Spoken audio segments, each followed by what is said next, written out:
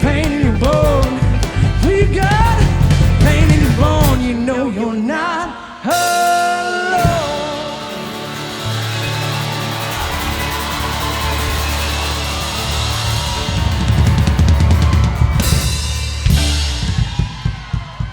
There's nothing that changes. Like, honestly. No, we're the same off the stage as we are on stage. We're utter buffoons, and in a great way. But I mean, that's I think kind of the point of the show is that like all of the songs are kind of brutally honest, and how they're performed is, you know, we do it to the best of our ability every show, and like there's kind of no taking a break when we're up there. So I think that is from our experience of traveling, you know, either outside of the United States or into places we've never played before, is usually the thing people latch on to the most is that, you know, it is just four dudes up there playing really hard and sweating and having a great time.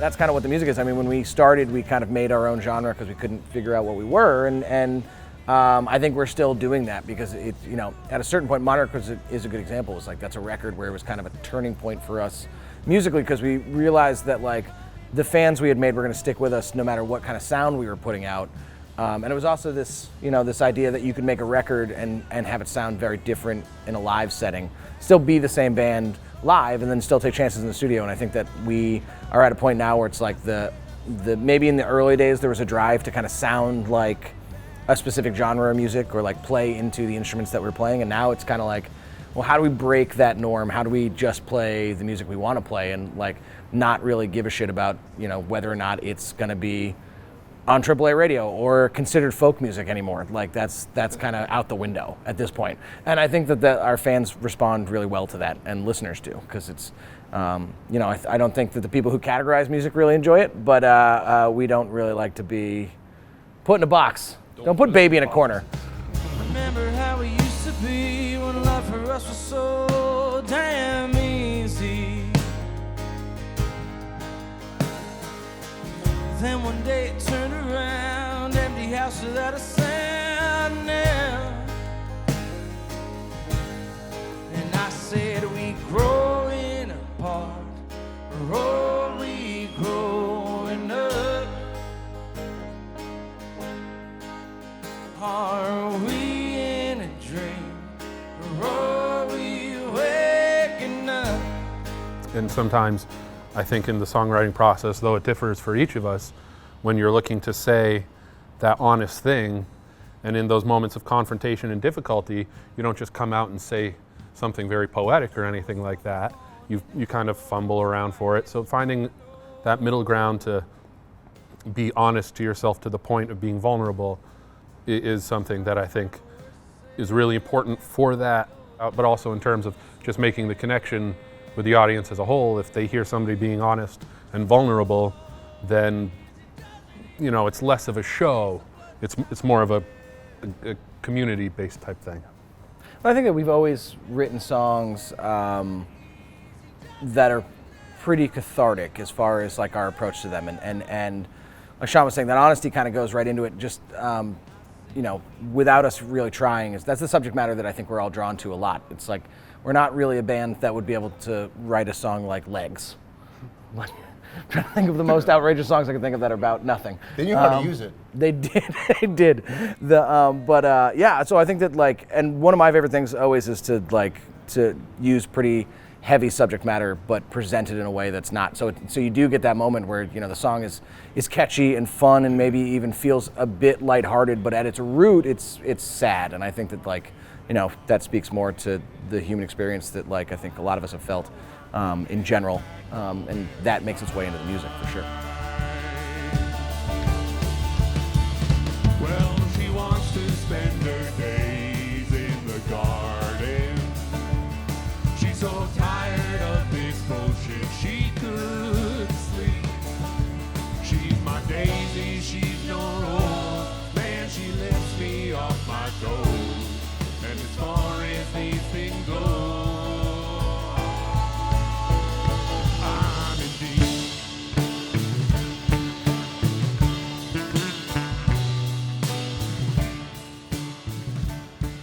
interesting. As a musician, you kind of you live a different life than is normal. Like, you don't hit those benchmarks that other people would assume would be adulthood. Like, you don't graduate from college and go directly into a job that you're then making a certain amount of salary, and then you're getting the house, and then you're kind of, it's not the building blocks that are laid out. With a musician, it's this creative type existence that is off the kind of normalcy of what everyone believes as kind of growing up. And so we stretched and pushed for a long time, and it's not that it's infantile or youthful in those ways, but there's a lot of, you take risks and you're more kind of childish, and you have to kind of remain that way to stay happy and focused and creative in that world, I think.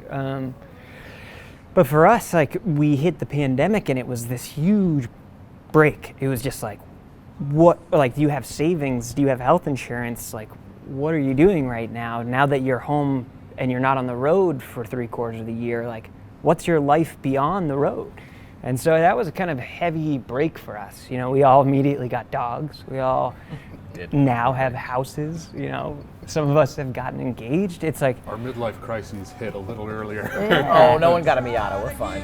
Reasons to the truth. Could I be wrong? Could I be right? Should I stand my ground and fade away into the night? Could this be real?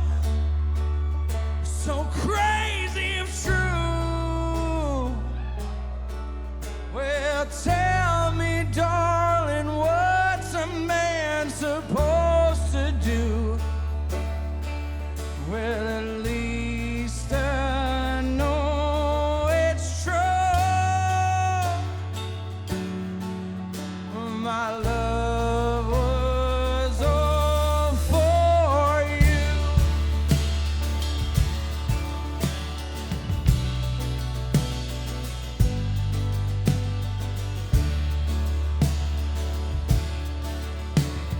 Watch the clock each second late. Hours turning. I think we wouldn't have taken a break if it hadn't been for the pandemic, because we've never been good at that. We've always been very good at just going forward. I mean, it's like physics. Yeah. Yeah. Just an object Get that of inertia. motions. In an industry Stays in motion. based off of opportunity, you can't say no. Yeah. And we started getting to a point where we were realizing, some of the songs we were writing on that last album, you can hear us realizing the strain. It's not all gain, it's pain. New song right there, boys. But it's just kind of one of those things that when they pulled the brake, I think we didn't have a choice but to take a second and then realize this is what downtime feels like. You realize you can still get stuff done and be professional and healthy and productive, but you don't have that kind of aforementioned New England. It's not really good unless it hurts you a little bit. But again, as soon as I say that, it's well, yeah, the people who are hurt have more skin in the game, so they're not allowing themselves any wiggle room, so of course they have to make it work. Well, I think it was it was an essential thing for us, because we lost the balance aspect of, it's like someone who stays in school and keeps on going to education. At a certain point, you're living inside of this bubble that isn't giving you different perspectives. We needed the balance of our lives. We needed loved ones. We needed to be connected with our families. We needed to be connected with the place that we live and kind of exist within in order to keep on creating in a new and more fruitful way. And I think that's what it did. I think it was an important balance. Yeah, I think that's 100% right. It gives perspective is the word, because you see all the work that you're putting into it and you're not seeing necessarily the end result that you want right away. And we didn't have time to take a step back and look at the system or question, when are we going to get houses? When are we going to be able to get dogs? I mean, Shoot.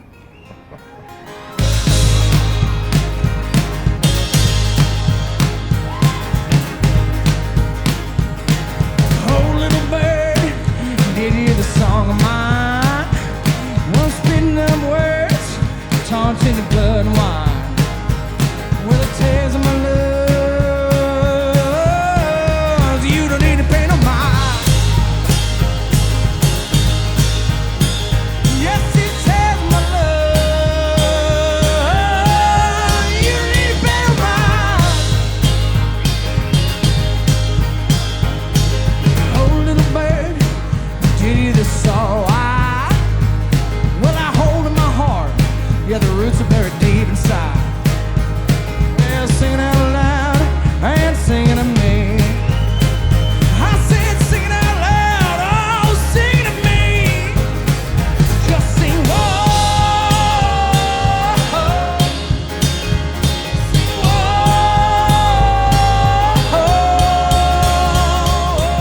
whoa. We recorded down at Dimension Sound Studios in Boston. It's in Jamaica Plain.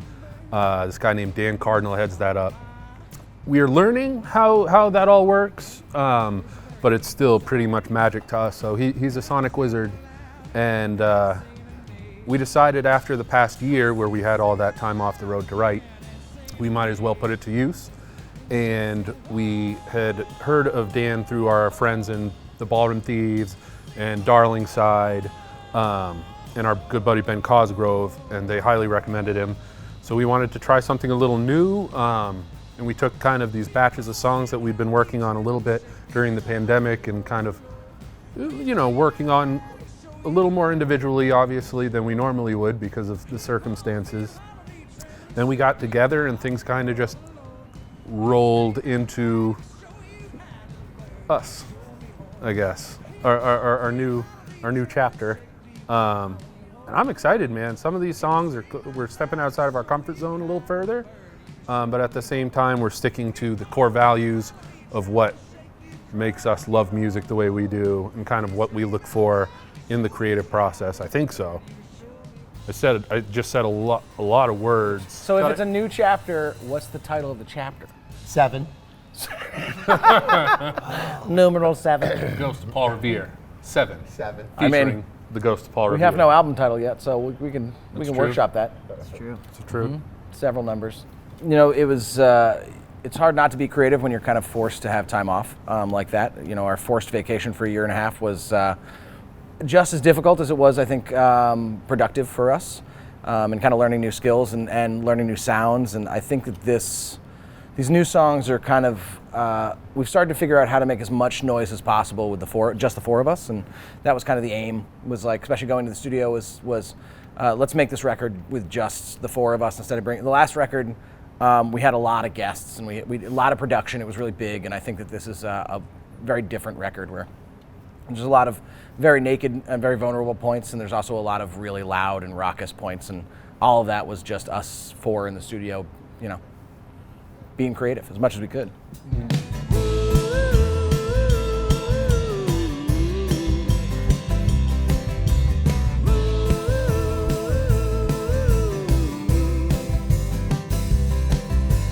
Hotel bars in broke down Colorado.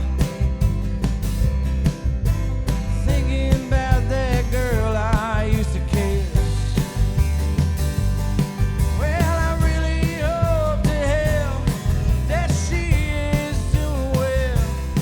And I'm sorry for all the things I've missed. You keep waiting on a miracle cure, you're gonna die. You keep hoping on a prayer, life gonna pass you by. Maybe I'm not the one to talk, but baby, I've given it all I've got, and I'm not gonna fade into the dark. Start to finish. So it's thought about. What's the line? This shit ain't an accident. It's premeditated, partner. We're all watching the Beatles documentary right now, and seeing them, the greatest band in the world, go through the same type of overthinking bullshit about certain things in the song. It just goes to show that I think it's a universal thing as a musician, that especially a musician who loves the older stuff, like that's part of the deal. It's not a single, it's not just one song, it's not 2 minutes, it's an experience. You're curating an experience for the next hour of somebody's life, if they've got the patience to do it that way, I guess. They had much more then Well, yeah, there wasn't as much shit going on. than now. But I think that it started kind of, like I was saying, kind of started with Monarch, was like this idea that all we would hear were people saying like, we love the records, but you guys are much better live. Was like this, we love the songs live way more than we like them in the records, and that, like, that created a thought in our minds that was just like, well, why just play the songs on a record? Like, why not make it a full thing? And I love records. I love the experience of having to sit down and listen to a piece of music for a half hour and then get up and switch over a record and then be able to paw over like all of the album art and the liner notes, and like it's a very important experience for me when I experience music to do that.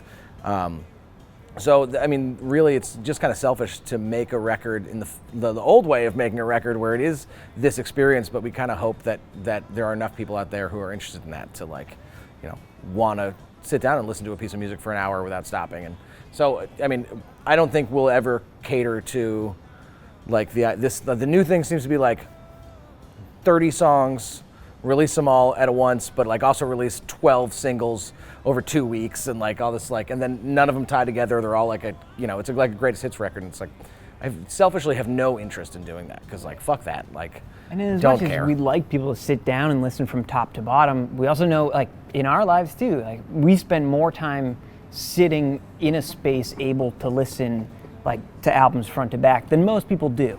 Like, I know people have commutes and like may have like long walks or like hours where they could sit, but a lot of people don't have that in their lives right now. I mean, 8 hours a day, like, yeah. just like in a car, in a van, Cross-continental? just like sitting, just So staring. as much as like we would like that to happen, each song, I think we also, like, especially with this new album, I think a lot of them are kind of dynamically different. We've tried to stitch threads through the whole album at this point as we've been working on it, and a lot of them, as we're starting to listen to them, are starting to become like puzzle pieces that we feel like have threads, but at the same time, I think each one of them can stand on their own, and I think that's important. Especially, I mean, everyone is kind of writing right now, so it's like you have 4 different voices, like that band kind of thing. The band, like, having all these different voices writing from different perspectives.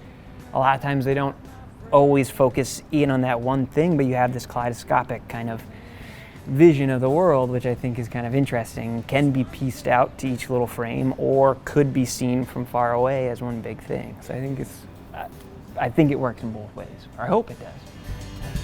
If there's one thing I learned about life, my friend, it get good